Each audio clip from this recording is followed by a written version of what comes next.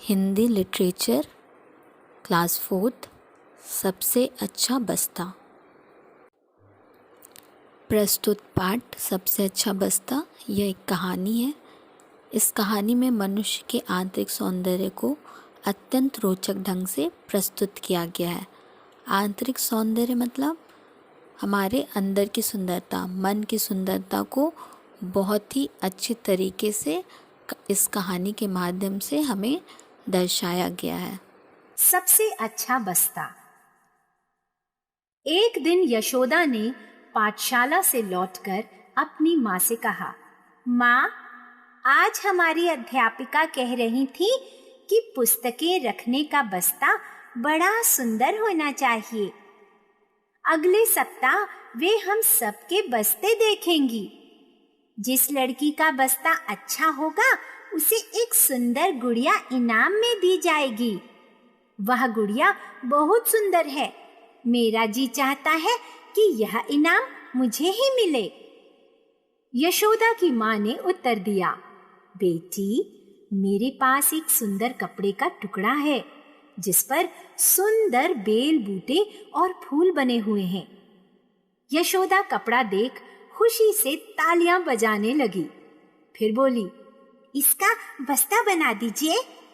दूसरे दिन पाठशाला में यशोदा की कक्षा की लड़कियां अपना अपना बस्ता लाईं। यशोदा बड़ी समझदार लड़की थी और जानती थी कि कपड़ा हाथ से मसला जाता है तो मैला और खराब हो जाता है। इसलिए वह अपना नया बस्ता पाठशाला में नहीं ले गई। होते होते इनाम वाला दिन भी आ पहुंचा। सब लड़कियां अपना अपना बस्ता लेकर पाठशाला जा रही थीं। सभी ने इनाम पाने के लिए आकाश पाताल एक कर दिया था। उनमें से हर एक इस विचार से खुश थी कि इनाम उसी को मिलेगा। परंतु जब उन्होंने यशोदा का बस्ता देखा तो सब हक्की बक्की रह गईं, क्योंकि यह सबसे अच्छा बस्ता था।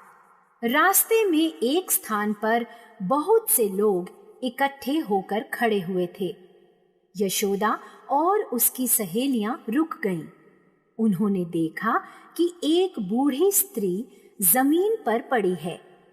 उसके शरीर के कई स्थानों से लहू बह रहा है और उन पर मक्खियां बैठी हैं। बुढ़िया बहुत निर्बल थी। वह उठ नहीं सकती थी। न हाथों में इतनी शक्ति थी कि मक्खियां उड़ा देती। ये मक्खियां उसे बहुत सता रही थीं। वह लोगों से चिल्ला चिल्ला कर कहती थी कि परमेश्वर के लिए कोई मेरे घावों को कपड़े से ढांप दे, जिससे मुझे इन दुष्ट मक्खियों से छुटकारा मिले। परंतु कोई उसकी प्रार्थना पर ध्यान नहीं दे रहा था।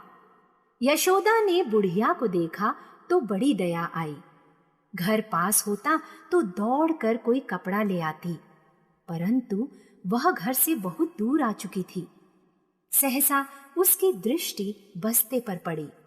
उसने जल्दी जल्दी अपने बस्ते से पुस्तकें निकाल ली और उसके टांके खोल दिए।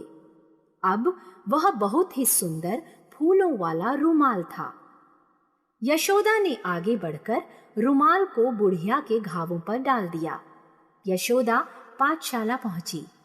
वहां उस समय बस्तों की परीक्षा हो रही थी। अध्यापिका ने उससे पूछा, यशोदा, तुम्हारा बस्ता कहाँ है? यशोदा ने रुक रुक कर सारी कहानी सुना दी।